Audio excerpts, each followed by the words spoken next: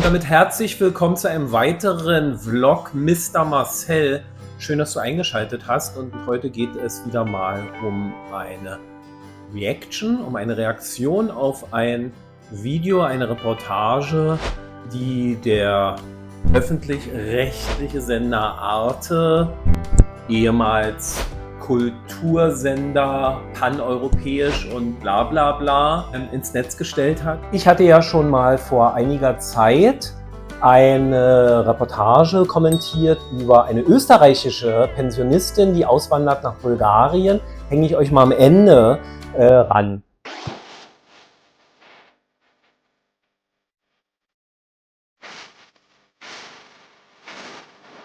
Mein Name ist Marcel, ich betreibe diesen Videokanal seit circa einem guten halben Jahr.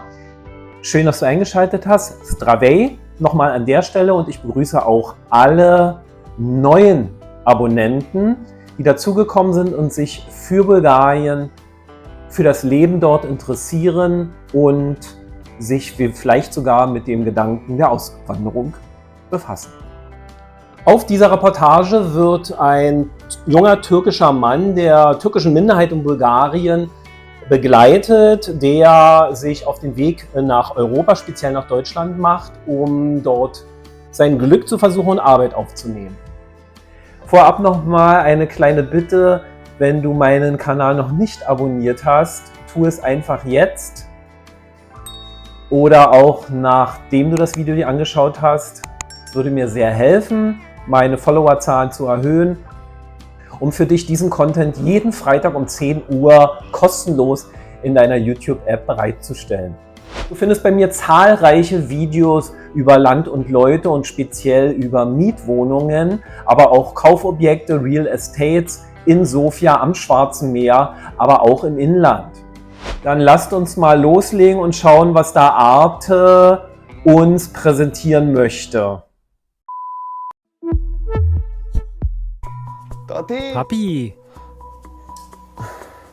Papi geht nach Deutschland. Yücel Marinov verabschiedet sich von seiner Familie. Der Bulgare will sich in Deutschland ein neues Leben aufbauen, dort, wo es Arbeit gibt. Wenn es hier 2, 3 große Firmen wie in Deutschland gäbe, die auch gut zahlen, dann würde niemand nach Deutschland gehen. Ich hoffe, ich finde dort einen Job. Es gibt da ja viel. Also da geht es ja schon mal los, wenn seine Behauptung ist, 2 bis 3 Firmen in Bulgarien, die es geben würde, die ordentlich bezahlen, würde keiner nach Deutschland gehen. Also ich glaube, da gibt es noch ein paar andere Gründe, warum einige junge Menschen nach Deutschland möchten, aus Bulgarien. Ich bin total motiviert. Ich werde es schaffen. Doch in Deutschland warten auf ungelernte Arbeiter wie Yücel meist nur Jobs im Niedriglohnsektor. Wie wird er zurechtkommen?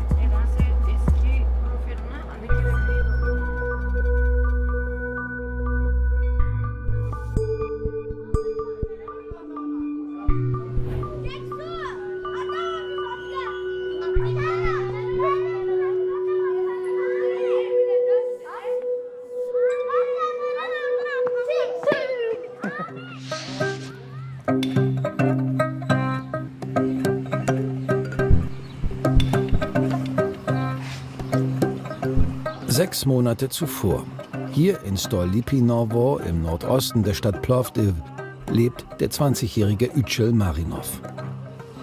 Vor 4 Jahren hat er die Schule abgeschlossen und sucht seitdem nach einem festen Job. Obwohl er verheiratet ist und bald Vater wird, wohnt er zusammen mit seiner Mutter und seiner Oma in diesem 40 Quadratmeter kleinen Häuschen mit 2. Vor 4 Jahren die Schule abgeschlossen, und seitdem sucht er nach einer Arbeit. Da kann ich bloß sagen, Bulgarien bietet Arbeitsplätze. Gerade in einer Großstadt wie Plovdiv würde ich sagen, an Arbeit mangelt es nicht. Jetzt weiß ich nicht, was er sich vorstellt und welchen Bildungsabschluss er hat, aber man muss sich zurückrechnen, wenn er 20 ist und 4 Jahre vor 4 Jahren die Schule abgeschlossen hat, mit 16 wird er maximal einen Realschulabschluss haben. Vergleichbar. Schauen wir mal. Zimmern. Das ist unser Wohnzimmer. Das ist unser Schlafzimmer. Wir haben eine Küche und eine Toilette. Meine Mutter hat Gardinen verkauft, gespart und dann haben wir es gekauft. Einerseits ist es hier sehr schön. Deine Familie ist bei dir, die Menschen, die du liebst, sind hier. Hier sprichst du die Sprache, fühlst dich wohl. Nur die Arbeitssituation ist schwierig. Damit haben viele von uns zu kämpfen. Wir arbeiten einen Tag in der Woche, dann wieder einen ganzen Monat nicht. Hier gibt es halt keine Arbeit für uns. Die wenigen Hier gibt es keine Arbeit für uns. Also ihr habt wahrscheinlich ja schon mitbekommen, oder die, die es nicht genau einschätzen können, das, was er spricht, ist nicht bulgarisch. Und man hört es auch schon so ein bisschen an seinem Namen. Yücel ist kein typischer bulgarischer Name. Ich vermute mal, das ist ein türkischer Name. Der hat also türkische Wurzeln und gehört wahrscheinlich nochmal zusätzlich zur Roma-Minderheit. Schauen wir mal weiter, wie er sich vorstellt. Jobs, die Yücel in Stolypinowo findet, sind meist Tagesjobs. Material schleppen auf Baustellen, Handwerkern zuarbeiten oder bei Entrümpelungen helfen. Ja, wo ist das Problem? Frage ich jetzt mal ganz ketzerisch. Wenn man mit 16 die Schule abgeschlossen hat, will man da Ingenieursarbeiten durchführen. Bin ich jetzt zu böse? Sehe ich das falsch? Was denkt er, was er in Deutschland machen wird?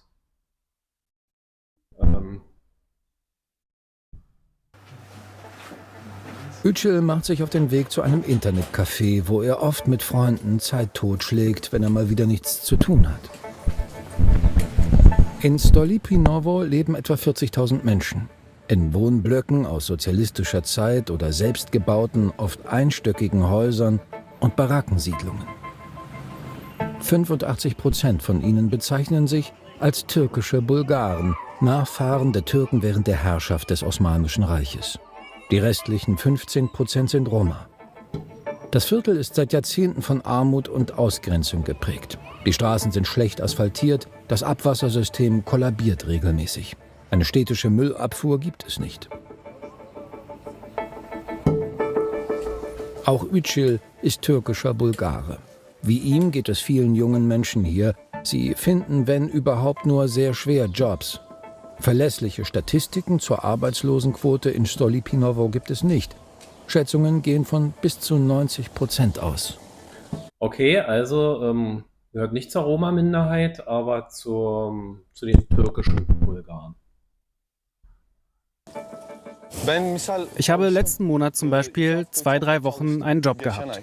Da habe ich pro Woche 200 bis 250 Lever bekommen. Das ist zu wenig. Ich bin verheiratet und werde bald ein Kind bekommen. Allein Pampers kosten 30 bis 40 Lever.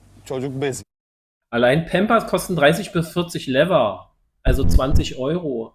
Hat er vielleicht schon mal gehört, dass es noch ein paar andere günstigere Windeln gibt? Da finde ich, beginnt ja schon so ein bisschen die Realität und der Anspruch, die er stellt, zu kippen. Ja? Muss man ihm vielleicht mal sagen, dass es vielleicht auch welche für 15 Lever gibt oder für 10 Lever? Oder vielleicht so, wie unsere Mütter damals mit den Windeln umgegangen sind, nämlich auswaschbare Windeln zu kaufen? Das ist das, was ich an einem Tag verdiene.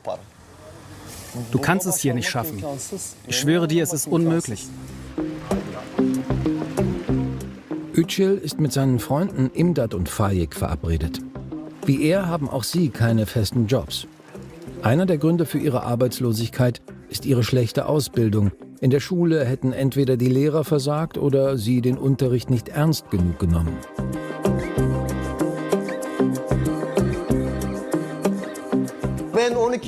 Ich war bis zur 12. Klasse in der Schule und spreche nicht mal Bulgarisch. Wirklich, das ist so. Also jetzt bin ich aber entsetzt, Leute. Also das beantwortet ja eigentlich schon alle Fragen, warum diese jungen Männer jetzt in so ein Internetcafé gehen und dort irgendwelche Spiele spielen oder Videos anschauen, anstelle sich weiterzubilden, um vielleicht dann mal ihre eigene Landessprache zu lernen, Bulgarisch. Weil das Da bin ich jetzt echt entsetzt. Ich hatte die Reportage nur einmal vorab geschaut und das hatte ich gar nicht mehr in Erinnerung, dass dieser junge Mann behauptet, er kann nicht mal Bulgarisch. Ich frage mich, wenn der Unterricht in Bulgarisch stattgefunden hat, 12 Jahre, wie es in Bulgarien der Fall ist, wieso kann dieser Mensch kein Bulgarisch? Deshalb haben wir auch keine Arbeit und kein Geld. Na, dann werden sie ja wahrscheinlich in Deutschland mit offenen Armen empfangen. Weil sie ja Deutsch sprechen können. Dat und Faik haben ihr Glück bereits in Deutschland versucht und dabei teils negative Erfahrungen gesammelt. Ich war in Deutschland, als diese Flutkatastrophe war. Da haben wir aufgeräumt und als die Arbeit fertig war, wurde ich zurückgeschickt. Ich war 2,5 Jahre in Duisburg, Marxloh und Bruckhausen. Ich habe dort auf dem Bau gearbeitet, bei einer Kabelfirma und in einem Internetcafé. Manche Chefs haben mich bezahlt, manche aber auch nicht. Wenn sie nicht gezahlt haben, konnte ich nichts dagegen machen. Imdat und Faik sind frustriert zurückgekehrt. Doch Yücel will es trotzdem in Deutschland versuchen. Viele Arbeitsmigranten aus Stolypinovo landen im Ruhrgebiet. Knapp 40.000 Bulgaren leben hier, so viele wie in keiner anderen Region in Deutschland.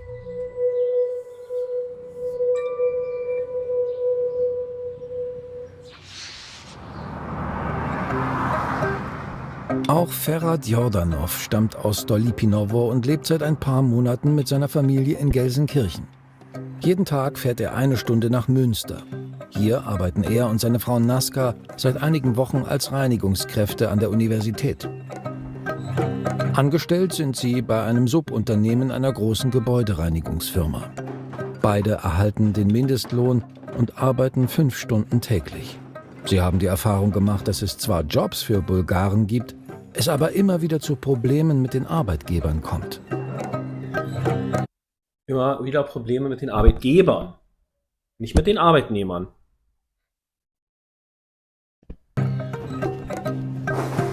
Ich fange hier an mit den Treppen der 8 Etagen.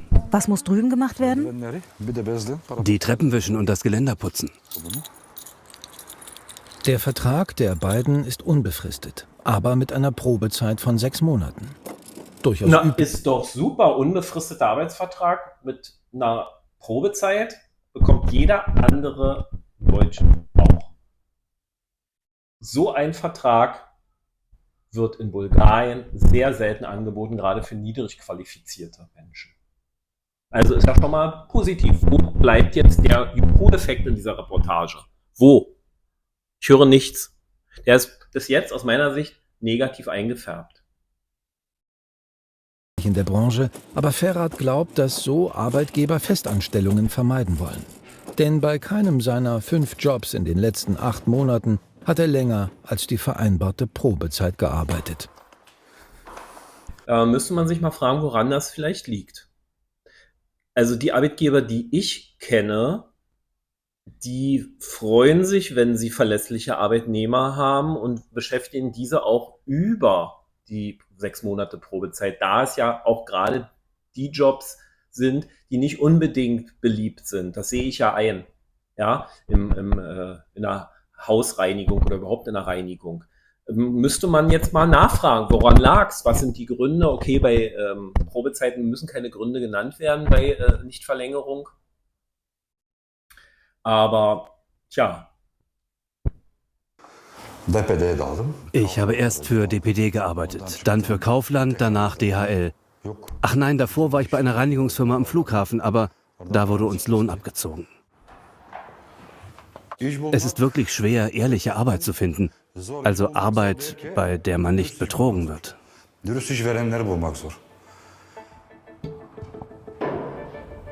Bei seinem letzten Job am Flughafen wurde Ferhat 8 Stunden Arbeit nicht bezahlt. Und auch die gesetzlich vorgeschriebenen Nachtzuschläge hat er nicht bekommen. So erzählte er es. Auch bei dem Job haben Ferhat und seine Frau Naska zusammengearbeitet. Auch ihr wurden keine Nachtzuschläge gezahlt. Insgesamt fehlen den beiden 500 €. Das hat mir Kopfschmerzen gemacht. Ich dachte, wenn sie das Geld nicht abgezogen hätten, könnte ich meine Miete zahlen. In Bulgarien hat Naska in einem Krankenhaus geputzt. Ferhat war Taxifahrer. Ihr Einkommen von zusammen knapp 700 € reichte nicht, um mit ihrer Familie ein gutes Leben zu führen. Mein Sohn ist jetzt groß, hat die Schule abgeschlossen und wird bald heiraten. Und wir sind hierher gekommen, um seine Träume zu verwirklichen. Die Hochzeit und alles, was dazugehört. Deswegen bin ich hier, für meinen Sohn. Andere Träume habe ich nicht. Ferhat und Naska haben das Pensum für den Tag erledigt. Es geht wieder zurück nach Gelsenkirchen. Zusammen mit ihrem 18-jährigen Sohn Hassan leben sie in einer Zwei-Zimmer-Wohnung, die ihnen ein Bekannter vermittelt hat. Doch ob die Familie sie halten kann, ist momentan unsicher. Sie sind mit ihrer Miete in Verzug, hauptsächlich weil ihnen die 500 € Nachtzuschläge des alten Arbeitgebers fehlen. Okay, hauptsächlich, weil Ihnen die 500 € der Nachtschichtzuschläge fehlen, können Sie die Miete nicht zahlen. Lasse ich jetzt mal so im Raum stehen. Es muss ja eine Begründung geben. Ich meine, das mag für die ein kleiner Betrag sein, aber für mich ist das viel Geld. Für das Geld muss ich eine Woche oder länger arbeiten. Vor allem, man muss sich mal ausrechnen, wie viele Nachtschichtzuschläge das hier betrifft, selbst wenn wir hier die 2 Personen, die er angibt, zur Grundlage nehmen. Soweit ich weiß, gibt es Nachtschichtzuschläge und ich kenne mich in der Branche aus, weil ich selber in der Aviation-Branche tätig bin. Er hat ja gesprochen von den Zuschlägen, die er am Flughafen im Reinigungsdienst nicht erhalten hat. Und die Nachtschichtzuschläge beträgt 25%. Ja, und bei dem Mindestlohn, wofür sie ja anscheinend arbeiten, ich sage jetzt mal, die Reportage ist so ein Jahr alt, war es bei 11, 12 €. Kann man uns selber ausrechnen, sind so vielleicht 3 € pro Stunde. Ja? Und wie viele Stunden haben die in der Nacht gearbeitet? Er redet ja von einem Monat. Naja, also irgendwas kommt da nicht ganz hin, aus meiner Sicht, aber gut. Namen haben für bulgarische Arbeitsmigranten wie die Jordanows Konsequenzen. Laut EU-Freizügigkeitsgesetz müssen sie ausreichende Einkünfte nachweisen, um in Deutschland dauerhaft bleiben zu dürfen. Von Ferhat will jetzt die Ausländerbehörde wissen, ob er genug verdient. Das hier ist von der Ausländerbehörde. Ich finde das falsch, weil wir hierher kommen und nicht immer sofort Arbeit finden. Und selbst wenn, weiß man nie, mit wem man es zu tun bekommt. So wie bei meinem letzten Fall. Die bringen dadurch Menschen in ausweglose Situationen. Ferhat muss nun beweisen, dass er die Bedingungen erfüllt. Sonst muss er mit seiner Familie wieder zurück nach Bulgarien. Er will sich Hilfe bei einer Anwältin holen. In Stolypinovo hat sich Yücels Plan, nach Deutschland zu gehen, konkretisiert. Morgen fährt er mit dem Bus ins Ruhrgebiet. Vor der Abreise will er noch mal zum Friseur. Hallo, frohes Schaffen. Hallo, willkommen. Ja, Salam alaikum. Muslimischer junger Mann. Und ich hätte ihm auch dazu geraten, nochmal zum Barbershop zu gehen. Da kostet im Plovdiv maximal 20 Lever. Ach, nicht mal. 10 Lever. Also 5 €. Und in Deutschland bezahlt er dann auf alle Fälle mehr. Ist niemand da? Ist keiner da, komm rein. Der Barbier ist der 16-jährige Lehrling Mehmet.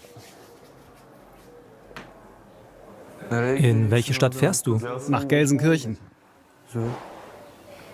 Und zu wem? Zu meiner Schwester. Ich will da arbeiten.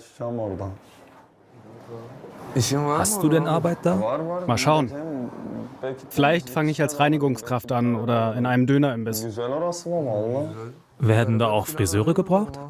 Ja klar. Sie zahlen auch gut.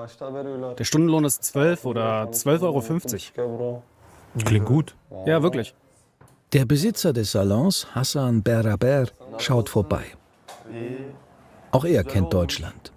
Einige Monate hat er als Friseur in Duisburg gearbeitet, doch dann...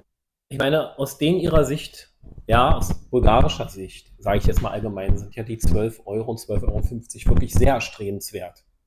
Ich verstehe das auch. Was sie nicht sehen und was ich ihnen auch nicht zum Vorwurf mache, weil es sehr schwer ist abzuschätzen aus dieser Sicht, sind die Nebenkosten hier in Deutschland. Ja, natürlich verdienen sie 12 Euro, 2,50 € aus der Sicht aus Bulgarien ist das total viel Geld. Sie können sich viel leisten oder relativ viel leisten. Aber wenn sie nach Deutschland kommen, kommt die Ernüchterung. Ja, sehen wir wahrscheinlich dann nochmal in dem Beitrag. Kehrte er nach Stolypinowo zurück. Ich habe hier meine Ausbildung bekommen. Im Salon von meinem Cousin, eine Straße weiter, Ismet Scherer. Und wegen meiner Ausbildung kann ich hier halt immer genug verdienen, um über die Runden zu kommen. Deshalb bevorzuge ich es, hier zu leben. Da, wo ich geboren und aufgewachsen bin. Ich finde es leider sehr schade, dass ich diese jungen Männer hier nicht verstehe in der Reportage, sonst könnte man ja auch mal sehen, was sie tatsächlich sagen und was die deutsche Übersetzung daraus macht. Aber dadurch, dass es türkisch ist, bin ich selber wie ihr darauf angewiesen, auf die Synchronisation, auf die Übersetzung des objektiven Arte-Kanals. Jeder möchte gerne in seiner Heimat leben, aber wenn man keine Ausbildung hat oder keinen Laden eröffnen kann, dann bevorzugen halt viele Deutschland. Ausbildung ist total wichtig. Ja, auf jeden Fall. Wenn du eine Ausbildung hast, dann ist es egal, wo du hingehst. Du kannst überall genug verdienen, aber ich habe zum Beispiel keine Ausbildung. So, also wir fassen mal zusammen. Keine Ausbildung, geht man nach Deutschland, hat man eine Ausbildung, kann man überall hingehen und auch im Land bleiben. Das sind also diese Fachkräfte, die wir hier anwerben wollen. Deshalb werde ich jetzt in Deutschland arbeiten. So Gott will. Yücels Problem ist auch, dass er nicht weiß, was er beruflich überhaupt machen will. Doch der Druck auf ihn ist größer geworden, denn inzwischen ist er Vater. Yücel lebt nach wie vor bei seiner Mutter und Oma. Seine Frau Melissa und Tochter Camelia besuchen ihn jeden Tag. Muss ich mal sagen, das ist aber in südosteuropäischen Ländern oder sogar auch allgemein südeuropäischen Ländern durchaus gang und gäbe, dass man mit 20 noch bei den Eltern wohnt, selbst wenn man schon eine Frau hat, eine Freundin und vielleicht sogar ein kleines Kind. Das ist absolut normal. Warum wird das hier so herausgestellt, als ob das was Schlechtes wäre und untragbar? Eine Wohnung kann sich das Paar nicht leisten. Was machst du? Ich habe das Baby zum Einschlafen gebracht und warte. Schläft sie? Ja, sie schläft. Melissa hilft Yücel beim Packen.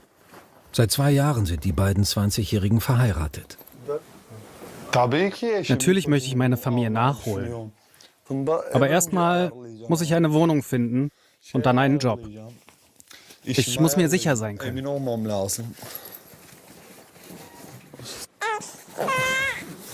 Das Baby weint, ich guck mal nach. Komm zu mir. Warum weint sie? Weil sie aufgewacht ist. Melissa ist wie Yücel in Stolypinowo aufgewachsen. Auch sie hat nach der Schule keine Ausbildung begonnen und will Yücel nach Deutschland folgen. Komm, geh zu deiner Mama. Ich will, dass wir uns da zusammen etwas aufbauen. Da ist es einfacher.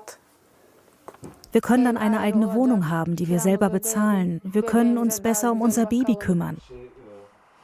Hat denen jemals irgendeiner mitgeteilt von den vielen Freunden, wie teuer die Wohnung in Deutschland ist? Selbst in Gelsenkirchen. Und sich mal umgerechnet, was am Ende von dem Brutto selbst bei 12 oder 13 Euro übrig bleibt. Ich glaube, dann würden Sie ein paar Dinge im Vorfeld anders sehen. Aber wir schauen mal weiter. Da ist alles besser organisiert, vor allem der Staat. Man kann sich da was aufbauen. Die Schulen sind besser. Die ganze Art, wie man lebt, verändert sich. Woher wissen Sie, dass die Schulen besser sind? Ich habe den Eindruck, dass es nicht der Fall ist. Ich habe mir beide Länder angeschaut, ich habe mir beide Schulsysteme angeschaut. Ich empfinde es nicht so, dass in Deutschland das Schulsystem besser ist als in Bulgarien. Selbst dann weitergehende Fachschulen und Universitäten, das ist schon lange nicht mehr so, Leute, oder? Schreibt es mir mal unten in den Kommentaren, ob ich da ganz falsch liege.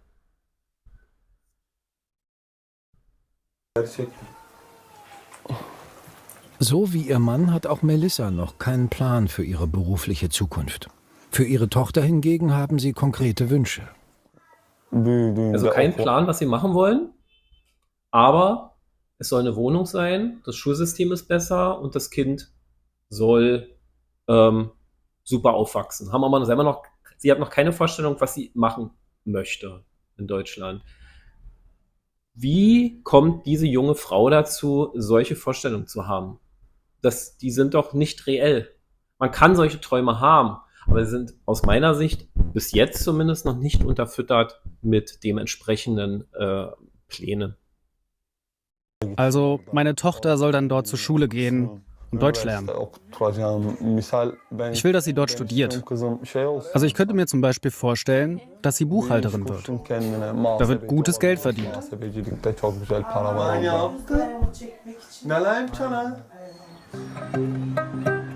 Als er nach Gelsenkirchen kam, hatte auch Ferhat Jordanov große Pläne.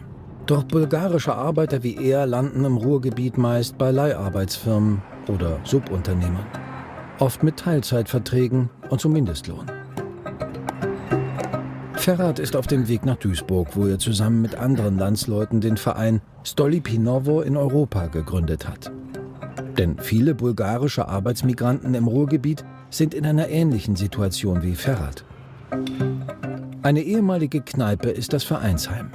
Zum ersten Mal wollen sie an der traditionellen 1. Mai-Demo teilnehmen, um ihre prekären Arbeitsbedingungen öffentlich anzuprangern. Können wir schreiben, dass wir gleiche Rechte für alle wollen? Ja, das ist super. Wie würde das auf Türkisch klingen?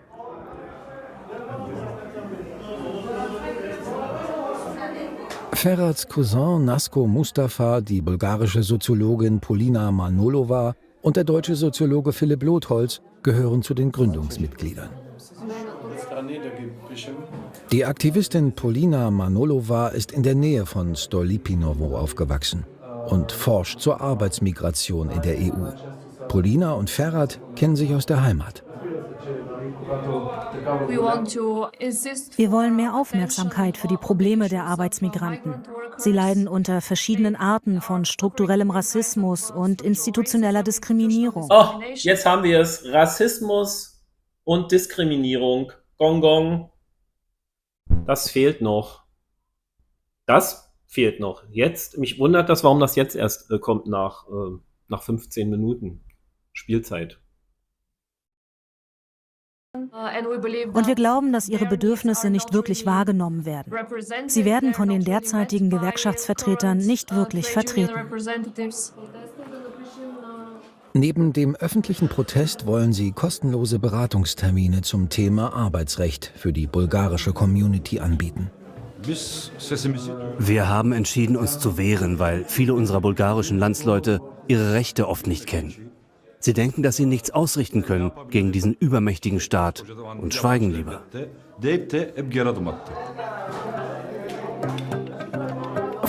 Warum wird sowas denn nicht gegenüber dem bulgarischen Staat gefordert? Ja? Und wenn ich hier höre, so eine Soziologin, wer bezahlt diese Frau? Frage ich mich. Und auch der Deutsche, der dort ist. Woher kommen die Gelder? Sind doch vom deutschen Staat, die sie jetzt aber wieder angreifen wollen. Also, versteht ihr mich? Ich sehe nicht dort, was die wollen. Ich sehe es nicht. Hat der noch junge Verein eine Förderung durch die EU erhalten. Ah ja, Förderung der EU, Gong. Dann wissen wir es doch schon. Aus meiner Sicht beißt sich da die Maus im Schwanz. Sind wir wieder bei dem ganzen Thema EU, aber lassen wir es, ist ein anderes Thema.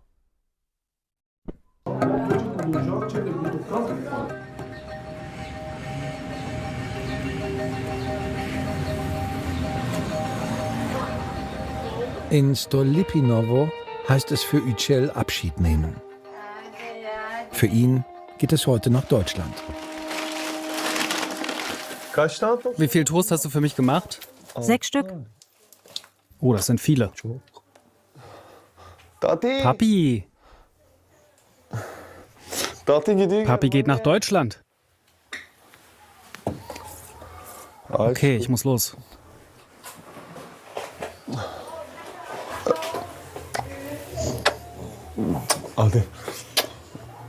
Na dann los. Auf nach Deutschland. Noch ist unklar, wann Yücel seine Familie wiedersehen wird. Kannst du mich zum Busbahnhof bringen? Ich fahre nach Deutschland.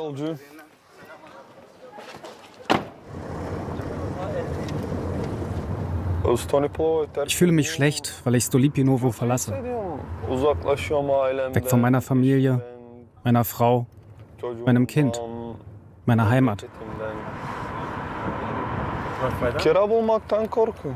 Ich habe Angst, ob ich eine Wohnung finden kann. Es soll freie Wohnungen geben, aber ich weiß nicht, wie die Situation in Gelsenkirchen tatsächlich ist. Es soll freie Wohnungen geben. Naja. Gut, Freunde, das war der erste Teil von meiner Reaction, von meinem Reaction-Video zu dieser Arte-Reportage. Der zweite Teil folgt dann am nächsten Freitag. Schreibt mir mal in die Kommentare, ob ihr solche Art von Videos befürwortet. Dann werde ich ab und zu mal solche Reaction-Videos einbauen. Im zweiten Teil sehen wir dann, wie der junge Mann Yücel dann nach Deutschland reist mit dem Bus und wie er und ob er es schafft, sich dort eine Existenz aufzubauen, welchen Job er erhält. In dem Sinne, Freunde, ich sage an der Stelle, du Wiesterne, nochmal ein Hinweis in eigener Sache. Bitte abonniert meinen Kanal, wenn ihr zufrieden mit dem Content seid. Und in diesem Sinne, do Wiesterne, auf Wiedersehen.